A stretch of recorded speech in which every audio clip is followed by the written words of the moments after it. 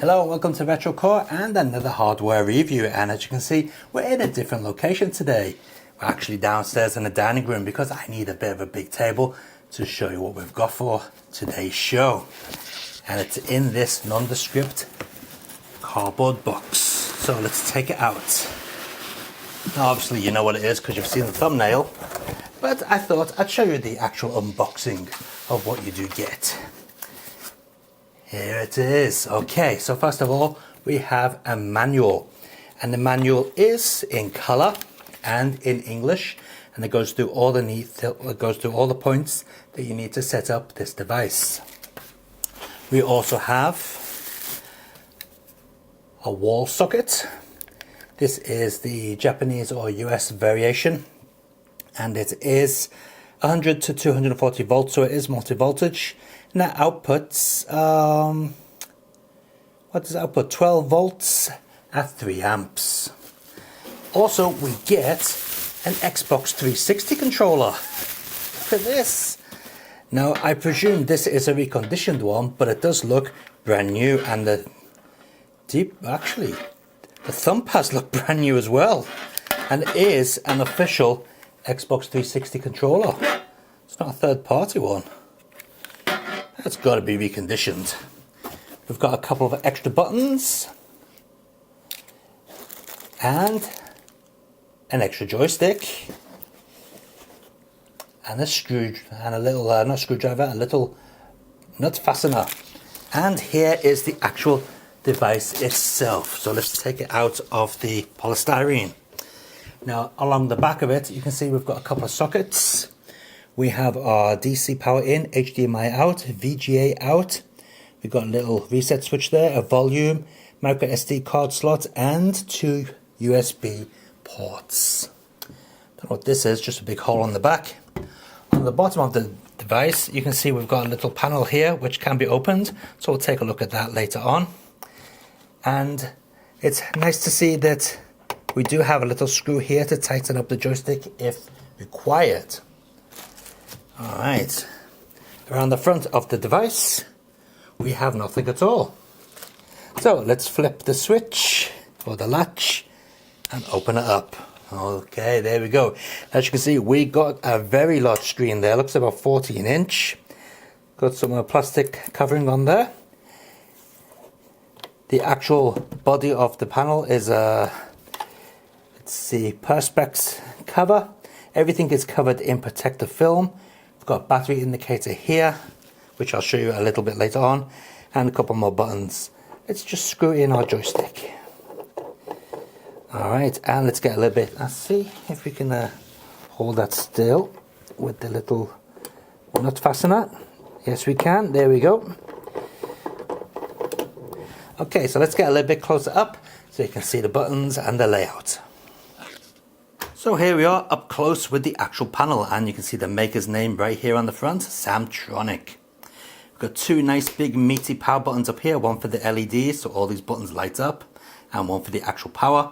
We've got a start, play, pause, and another pause button here. One of those is going to be like a reset switch or bring up the menu type switch. And we've got 8 face buttons. Now one thing that you may have noticed, I forgot to put the little cover on the bottom of the joystick, but we can easily fix that. So let's put in our little bolt holder there to keep the base still, and plunk this on. There we go, that's better. And get the joystick back in there. Okay. Now I am hoping that this has got some power in the battery. We'll soon find out. DC on, LEDs on, and no power at all. Looks like the battery is flat. Okay, well, no problem. We'll have to connect this up to the wall socket so we can get some things running on it. Yeah, actually taking a look at the battery indicator up there. Yeah, that's not lit up at all, is it? Yeah, battery is completely dead. Alright, let's plug it in. Okay, I've connected up the power. Let's switch on and see what happens. As you can see, the battery indicator is lit up there. because it's running on the mains, it does have full power. But what we'll do is we'll check it out a little bit later on without the power connected and show you that it does work on battery power. Alright, now as you can see at the moment, none of the buttons are lit up, and that's because the LED switch is switched off. Switched it on, and we've got LED action on our buttons, or RGB action. As you can see, the screen is showing us the typical type of Pandora's box setup. However, just like the Pandora's box, you can get various options to help searching for games a lot easier. As you can see at the top of the screen, it says there are 500 pages, and each page has around about 10 games or 15 games on it. So pressing the start button here brings up various different options. So we can go straight to a certain genre of games, or we can search for games. Okay, so it turns out that the button on the back of the device is not a reset button, it brings up the system menu. Alright, so here we can change and test all our things. Let's just turn that sound down. That's quite obnoxious. Alright, so we got an I/O test.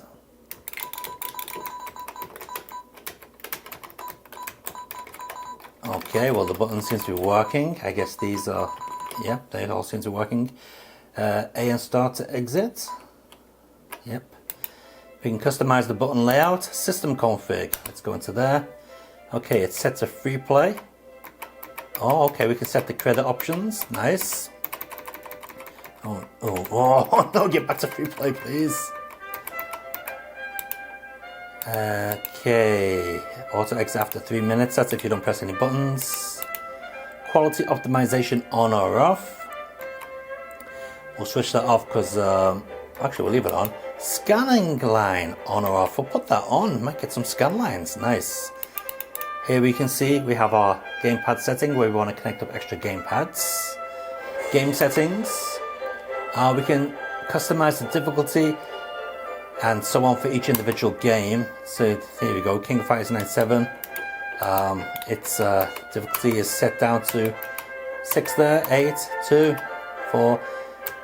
We'll put our lives and so on. Let's get out of that, we don't want to mess around with those. Okay, bookkeeping basically just tells you how long it's been on. Built-in speaker on or off. Languages, Korean, Spanish, English. Boot demo movies on or off, we'll leave them on. Save settings, yeah, why not? Okay, but there was no aspect ratio setting on there, was there? Okay, let's boot up the King of Fighters 90, we'll go with 98. And let's see if we've got the scan lines on here, because we did switch them on. Yes, we do have scan lines, and that looks a lot better. In fact, I'm going to zoom in on the screen so you can get a better look at it. Alright. I see where it's got, all this blurriness around here. I think that's because we've got the enhanced feature switched on. So I'll tell you what, we'll switch the enhanced feature off. So let's press the little button on the back, bring up the service menu. And let's see if it gets rid of that horrible custom filter on there. Let's see, game settings, system config. Yeah, quality optimization, let's switch that off. Hopefully that will get rid of the nasty blur filter on here. And as you can see, yeah, it does look a lot cleaner now, but also the scan lines seem to look a lot thicker. Maybe it might be better without scan lines this time around. Anyway, for now, let's just play it with the scan line switched on. Alright, now I am playing this behind the camera, so it's going to be a little bit difficult for me to call out any moves. Anyway, that's the excuse I'm going with. Let's see, where's Terry? We'll go with Terry. We'll have a bit of my action. There's my. And yeah, let's go with Ryo. Okay. Alright, we're going to the Korean team here. We'll go with Terry first.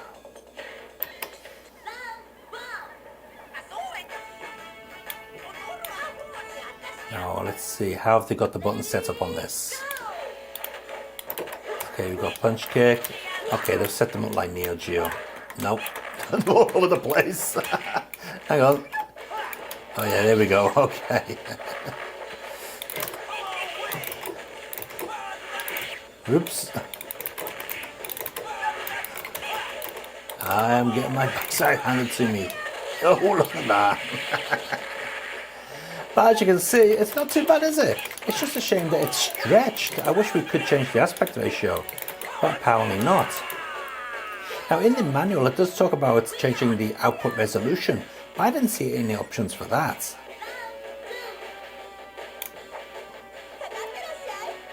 Okay, how about if we play a vertical scrolling game? How's that going to look on this? Let's try it out. Okay, let's check out Grindstormer. Hopefully it will not be horizontal and it will be vertical. Be interesting to see. Hopefully it's not going to be too bad. Ah, there we go. It is vertical. Good. And it is not stretched. So how come the shoot 'em ups are at the correct aspect ratio but the normal games are not? Weird. Okay, let's just start up the game. Put any credit there.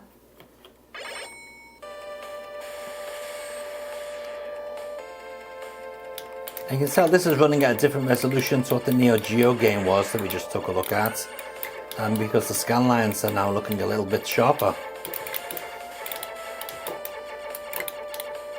Looking in the manual, it does actually say that this is a 720p output. So, yeah.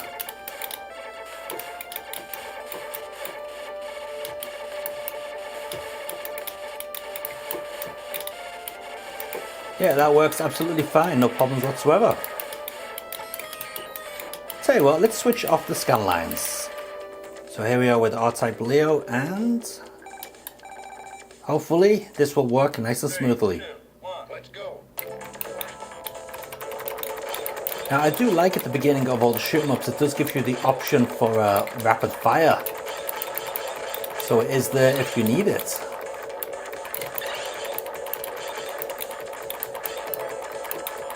Yeah, unlike the vertical scroll shoot 'em ups, this one is running at the wrong aspect ratio. It's stretched, but it doesn't look too bad actually.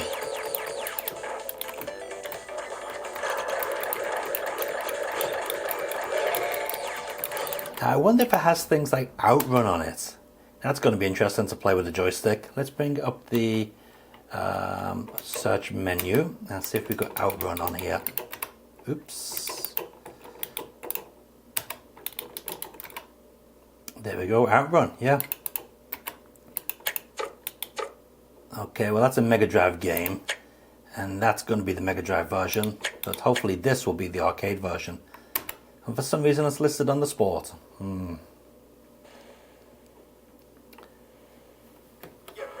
Yeah, this is the arcade version.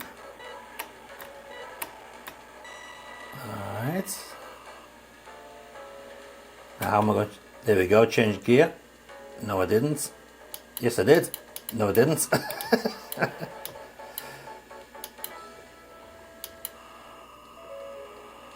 Okay, I've got to find my gear change. There we go, got it. Okay, that one's brake up here.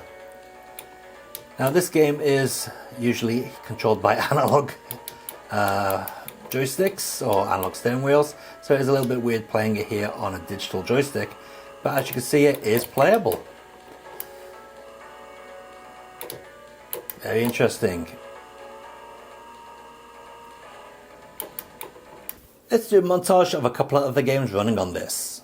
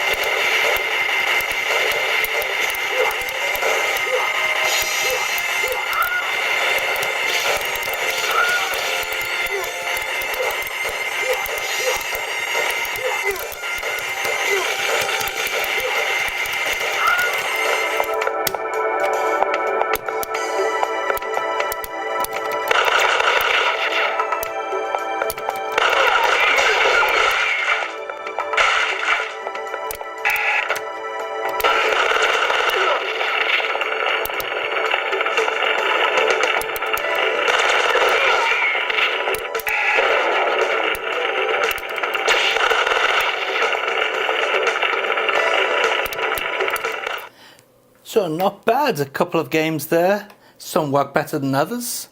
Now, just to show you that this does have a built-in battery.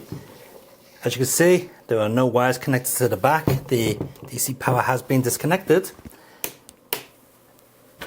And it boots up just fine. As you can see, the power indicator there has 3 bars. It goes up to 4 bars. So it's not fully charged, but you know, I've been using this for about an hour while making this video. And we got just over half power. The screen, when the screen did come on then, the power indicator did flicker a little bit, so it was drawing a little bit more power than usual. But yeah, as you can see, it works perfectly fine as a mobile device. Although a 5 kilogram mobile device, it is quite heavy. Okay, so let's take a look and see what's in the panel underneath. Now we can just take off this cover here, but you know what, I'm going to take the whole thing off just to see what is hidden inside. There's a speaker, by the way. It is just one speaker, not stereo. You can see it right down there. But man, is that a loud speaker. But you can connect this up to your own stereo device. As you can see on the back of the machine, there was an output for audio, as well as connecting it to an HDMI device. So you could have this connected up to your big TV, no worries. Fortunately, the HDMI is not an input, only an output.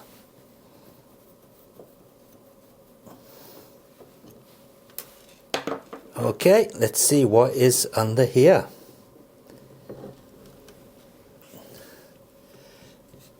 Wow, what is that? That is our battery, going by the weight of it. Yeah, that is our battery. Now I would like to see how many milliamps it is, but to do that I don't think this bit comes off, to be honest. Oh well. Let's have a look.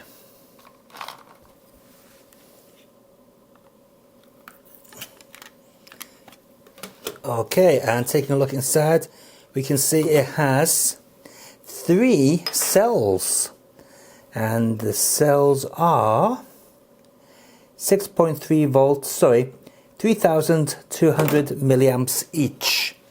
So it's got 3 of those, so that's 12,600 milliamps. So yeah, I wonder how long this will last for on that much power. Interesting. But it's good to see that it does have a battery backup. Very nice. So what do I think of the Samtronic mobile arcade system? Well, it's not bad. I mean, it does have a lot of arcades built into it. Some obscure ones, such as this one by Taito. No idea what it's called. But I don't like the way they put console games on these things. I would buy one of these things for arcade gaming, not to play console games. But you know, people want more games than they can actually ever play, so maybe that's why they stick console games on these things. But anyway, it's not bad. Not all the games work perfectly fine. Some of them do have frame issues, some of them do slow down, but a vast majority of the games do work quite well. The monitor itself, not too bad. It is a 720p monitor, I believe, based upon the documentation that came with the console. The fact that you can run off batteries, as it is now, is an extra bonus, so you don't always need to have it plugged in. That's a really good option. And to save a bit of power, you can switch off the LEDs like that, so that's good. That's a good option as well. Don't need to have the LEDs on. I do also like the fact that they give you some extra buttons and what seems to be a new Xbox 360 control pad, and it does seem to be an official one as well. It's even got the Microsoft hologram on the bottom of the controller. So yeah, I do like that you get all these extras with it. Just try to avoid the games that don't run that well. Okay guys, thanks for watching, and hope you had a wonderful Christmas and a Happy New Year, and keep an eye open for this week's Battle of the Ports. Till next time guys, keep on gaming and enjoy your games. See ya.